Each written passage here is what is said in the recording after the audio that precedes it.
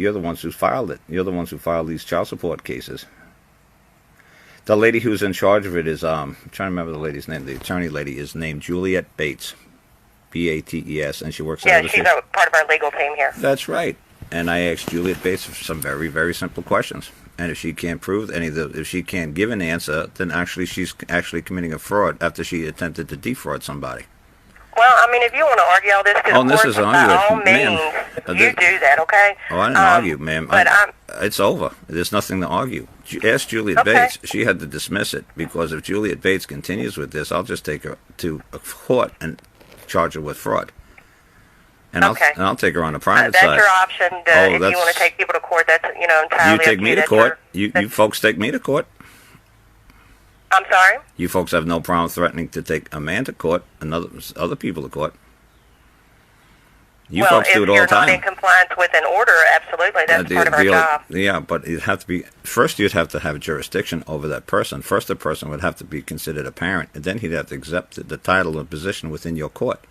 And if I don't accept the title... So you're not the parent of this child on this order? Is that what you're saying? If you're speaking in legal terms, no. I'm not a legal person. I don't speak legalese, and this has nothing to do with any legal matter. I have no obligation to come to any legal court or act in any legal proceedings.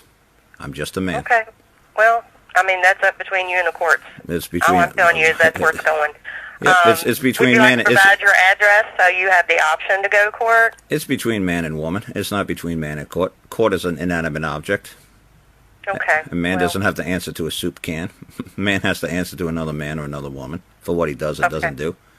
This is the way it's always been for thousands of years, ma'am. And I'm just explaining to people how this works. And my case was dismissed, so obviously it must work. So I think you better go take a look and see what happened.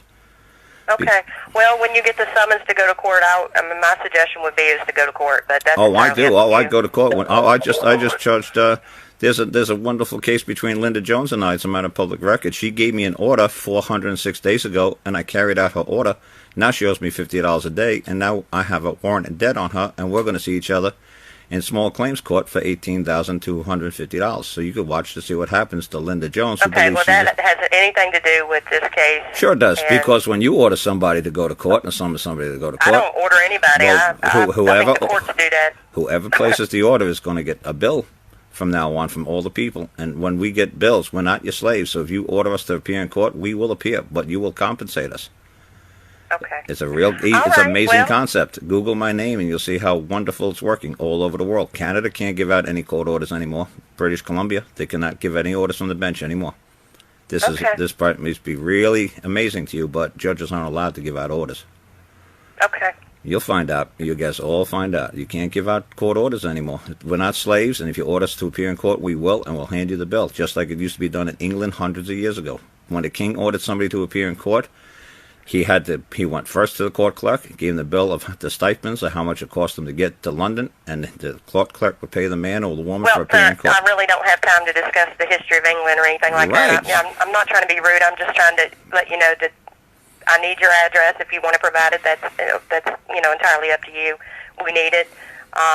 We have an old address. You've advised me that that's an incorrect address. Would you like to provide your up-to-date address? We're good at this time. But you could address me as Mr. Lance, or you could address me as your fellow man. Yeah, I teach law, so I understand every word that you're saying better than you could possibly imagine.